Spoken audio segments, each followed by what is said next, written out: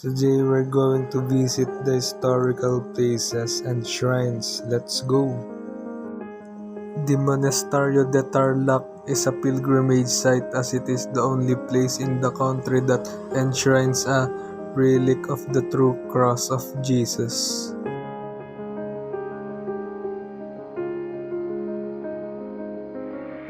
Now we are going to explore historical places in Baguio. The Bell House is a part of Camp John Hayes Historical Corps. It was named after Major General James Franklin Bell, a former commanding general of the armed forces in the Philippines. It's been perfectly preserved and now serves a museum. A visit to this place feels like a time travel back to the early 90s and gives you a glimpse of how Americans lived during the days Philippines was still under their colony. And this is the Bells Amphitheater. It was built in 1913. It became a favorite venue for concerts, weddings, and other public events.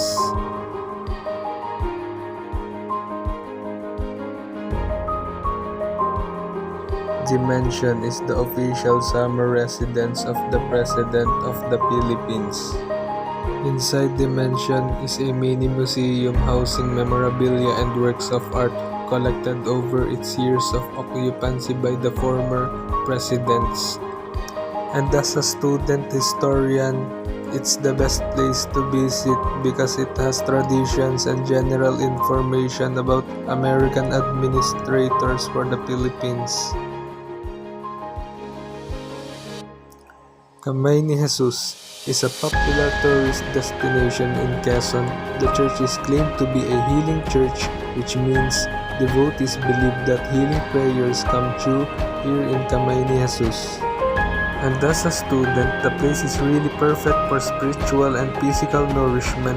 Nature will take away the stress. Meditation, walking allows you to find inner strength and peace, and climbing up allows you to build physical endurance. The Cartel Ruins, Cebu, one of the heritage sites in Cebu. This edifice was built by the Spaniards way back in 1860 during the Spanish era. It is supposed to house the Spanish troops in Oslo, but when the Americans arrived, the Spaniards fled away, leaving the construction of the quartel to be unfinished. The Doroteo Nadras Ancestral House, our ancestral house in Tayabas owned by my lola's father named Doroteo Nadras, built with Marston mat as their walls during World War II. Until now, it's constructed with Marston mat. As a history student, it is important to have knowledge about historical places and shrines because we are born in Philippines. So it's very important to have knowledge about the history of our hometown, even the shrines and historical backgrounds in every churches and around our hometown. Even the residents should know about the history of our hometown so that we can teach the foreigners or tourists that will visit to our hometown and teach them about our history and backgrounds about the places. We should be proud because we are born in Philippines. Many notable people are from Philippines like Jose Rizal. He fought for our freedom in a silent way, and still many people fought for the Philippines.